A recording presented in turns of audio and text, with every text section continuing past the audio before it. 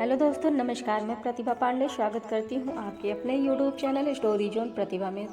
तो दोस्तों, आज हम आपके लिए लाए हैं श्री राम के परदादा, कुबेर से भी कर लेने वाले श्री राम के परदादा महाराजा रघु। कौन थे महाराजा रघु? क्या आप महाराजा रघु के बारे में जानते हैं? अगर नहीं जानते तो हमारी वीडियो में लास्ट तक बने रहें। तो दोस्तों, शुरू करते हैं कुबेर से भी कर लेने वाले श्री राम के परदादा महाराजा रघु की कहानी। महाराजा खटांग के पुत्र थे महाराजा दिलीप। एक बार ये अपने गुरु महर्षि वशिष्ठ के आश्रम में गए, जहाँ इन्होंने उनकी गाय कामधेनु पुत्री नंदिनी की रक्षा का प्रण कर लिया। वे नंदिनी को लेकर वन गए, जहाँ पर नंदिनी ने उनकी परीक्षा लेने के लिए एक माया सिंह उत्पन्न किया। उस सिंह ने नंदिनी पर आक्रमण किया, जिसकी रक्षा के लिए महाराज दिलीप ने उस सिंह पर अनेक बाण चलाए, किंतु सारे बाण व्यर्थ हुए। तब उस सिंह ने कहा कि मुझे वरदान प्राप्त है कि कोई भी अस्त्र शस्त्र मुझे हानि नहीं पहुंचा सकता। आज इस गाय को मेरा भोजन बनने में कोई नहीं बचा सकता। तब महाराज दिलीप ने उनसे कहा कि वे उसे खा लें, किंतु नंदिनी को छोड़ दें। उस माया सिंह ने उनकी बात तो मान ली और दिलीप उनका भोजन बनने के लिए भूमि पर बैठ गए। तब उनकी गौ भक्ति से प्रसन्न हो नंदिनी ने उन्हें एक परम प्रतापी पुत्र का वरदान दिया। उसी वरदान स्वरूप महाराजा दिलीप की पत्नी सुदक्षिणा के गर्भ से महाप्रतापी रघु का जन्म हुआ। उन्होंने महर्षि वशिष्ठ से समस्त विद्याओं को प्राप्त कर लिया। संसार के समस्त दिव्यास्त्र उनके अधीन हो गए। ऐसा कहा गया है कि उनके पास स्वयं नारायण शास्त्र भी था। जब वे युवा ही थे, तब उनके पिता महाराज दिलीप ने अश्वमेघ यज्ञ किया। स्वयं रघु ने उस अश्व की रक्षा का भार लिया।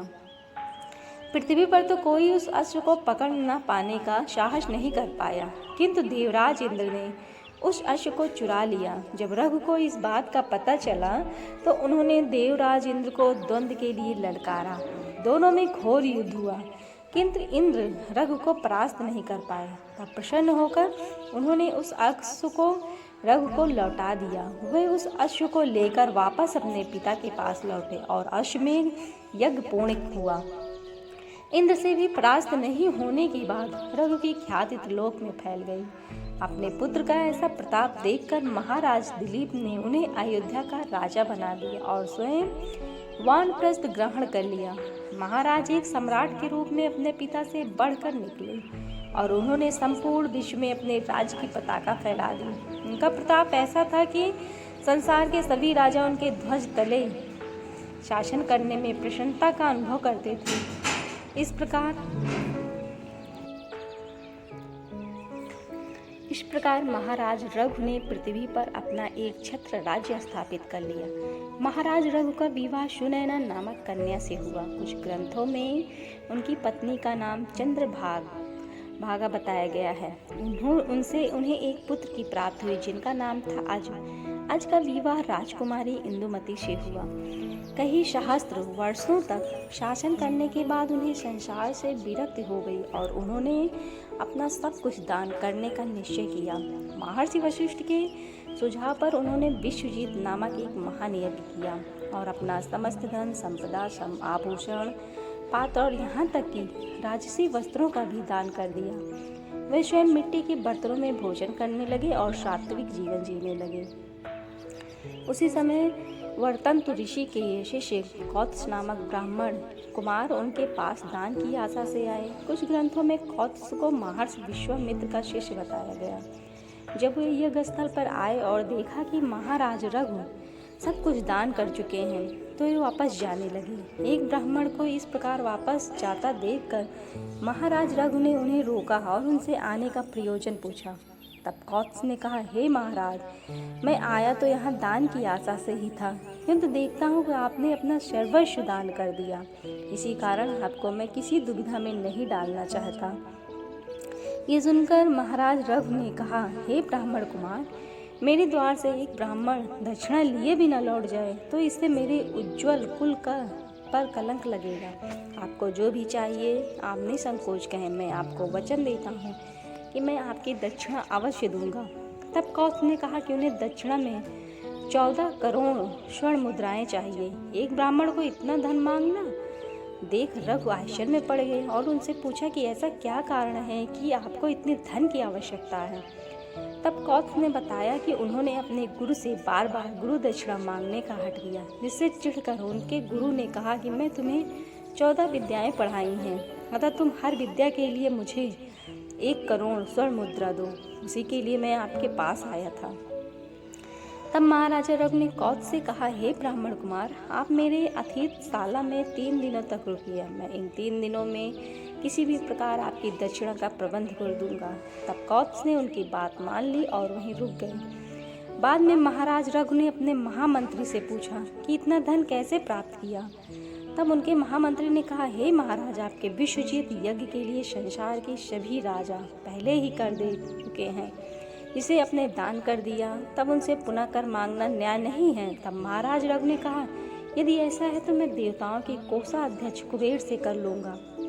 तब उनके महामंत्री ने पूछा कि वे तो देवता हैं, उनसे कर कैसे लिया जा सकता है। इस पर महाराज रघु ने कहा कि वे भले ही देवता हों, पर रहते तो कैलाश के निकट अलकापुरी में हैं, जो पृथ्वी पर ही है। मैं इस पृथ्वी का सार्वभौम राजा हूँ, इसलिए मेरा कुबेर से कर लेना न्याय संगत है। तब उनके महामंत्री ने संदेह जताया कि कदाचित कुबेर उन्हें कर न दे। ये सुनकर महाराज रघु ने उन्हें अपना रथ सुसज्जित करने को कहा। उन्होंने कहा कि कल प्रातः मैं कुबेर से युद्ध करने जाऊंगा और आज रात्रि इसी रथ पर विश्राम करूंगा। महाराज रघु रात्रि भर उसी रथ पर सोते रहे और प्रातः जब वे कुबेर पर आक्रमण करने निकलने वाले थे तो उनके महामंत्री ने उन्हें सूचित किया कि महाराज, जहाँ तक दृष्टि जाती है भूमि स्वर्ण मुद्राओं से भरी दिखती है। रात्रि को यक्षराज कुबेर ने धन वर्षा की। तब महाराज रघु समझ गए कि यक्षराज कुबेर ने उनका मान रख लिया। उन्होंने कुबेर का आभार व्यक्त किया और कौत्स से कहा कि ये सारा धन ले जा सकते हैं। किंतु कौत्स ने कहा कि महाराज, ये धन 14 कोट से कहीं अधिक है। मैं वचन से बंधा हूँ, इसी कारण इससे अधिक धन स्वीकार नहीं कर सकता। यह सुनकर महाराज रघु ने 14 करोड़ स्वर्ण मुद्राएं कौत्स के साथ भिजवा दी और शेष बचे समस्त धन को अन्य लोगों को दान कर दिया। उस दिन एक बार फिर से उनका प्रताप त्रिलोक ने देखा।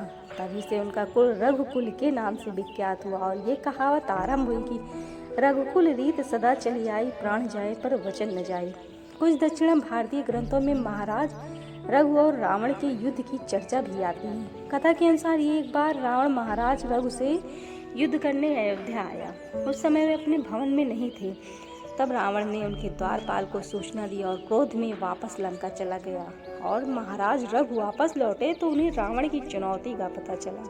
वे थे तो क्षत्रिय, किसी की चुनौती अस्वीकार नहीं कर सकते थे। रावण तो चला गया था, किंतु उसे सबक सिखाने के लिए महाराज रघु ने नारायण शास्त्र का संधान किया और उसे लंका की ओर छोड़ दिया। रावण उस समय लंका पहुंचा ही था कि उसने देखा कि असंख्य बाण लंका को ध्वस्त कर रहे हैं। रावण ने पहचान लिया कि ये नारायण शास्त्र है, जिसके निवारण का केवल एक ही उपाय है, उसके समक्ष आत्मसमर्पण कर दिया जाए। उसने अपनी प्रजा को ऐसा ही करने को कहा और स्वयं रथ से उतरकर उसने नारायणास्त्र के समक्ष आत्मसमर्पण किया। तब कहीं जाकर नारायणास्त्र वापस लौटा। इससे रावण को भी महाराज रघु की शक्ति का ज्ञान हो गया। महाराज रघु के पुत्र महाराज अज के पुत्र ही महाराज दशरथ थे। महाराज दशरथ के पुत्र श्री राम, भरत, लक्ष्मण एवं शत्रुघ्न थे। इस महाराज रघु श्री राम के प्रदाता थे। ये उनका ही प्रताप था कि स्वयं श्री राम भी रघुकुल की गाथा सदैव गाते रहते हैं।